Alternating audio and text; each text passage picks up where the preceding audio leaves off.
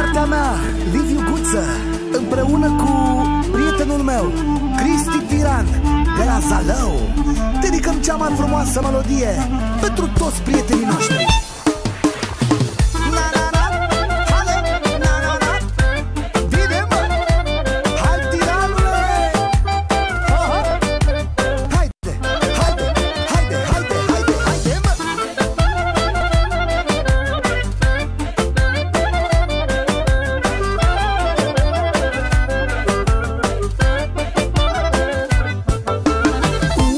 Se mândresc doar când au de toate și când rămân fără-și bagă bețe în roate.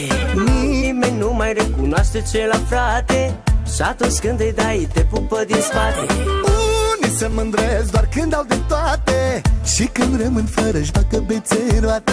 Nimeni nu mai recunoaște celălalt frate și atunci când îi dai te pupă din spate. Naivi s-au fost în fața dușmanilor mei, eu am reușit încet și m-am lepădat de ei. Le-am făcut un bine, bine, bine, bine, bine, bine. Eu le-am dat cadou cât o mărăcine. De naiv ce-am fost în fața dușmanilor mei, eu am reușit încet și m-am lepădat de ei. Le-am făcut un bine, bine, bine, bine, bine, bine. Eu le-am dat cadou cât o mărăcine. Halele, tiranule, halele, tiranule, halele, tiranule. Alele, hai Liviule, alele, hai Liviule, alele, hai Liviule, Liviule. Chiar de-i faci un mare bine omului, te trezești direct în gura lupului. Mai bine mă chid, bine rău la buzunare și atunci să vezi mare, mare disperare. Chiar de faci un mare bine omului, te trezești direct în gura lupului. Mai bine mă închid, bine rău la buzunare și atunci să vezi mare, mare disperare. Naivi s-au fost în fața dușmanilor mei, eu am reușit încet și m-am lepădat de ei. Le-am făcut un bine, bine, bine, bine, bine, bine. Eu le-am dat cadou cât o mărăcine. De naiv ce-am fost în fața dușmanilor mei, eu am reușit încet și m-am lepădat de ei. Le-am făcut un bine, bine, bine, bine, bine, bine. Eu le-am dat cadou cât o mărăcine.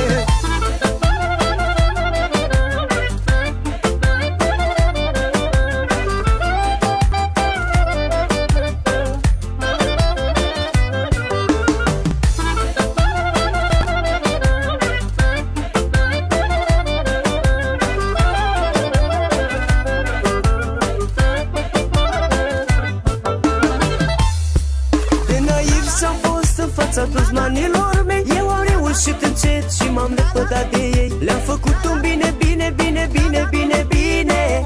Eu le-am dat cadou cât o mărăcine. De naiv ce-am fost în fața dușmanilor mei, eu am reușit încet și m-am lepădat de ei. Le-am făcut un bine, bine, bine, bine, bine, bine.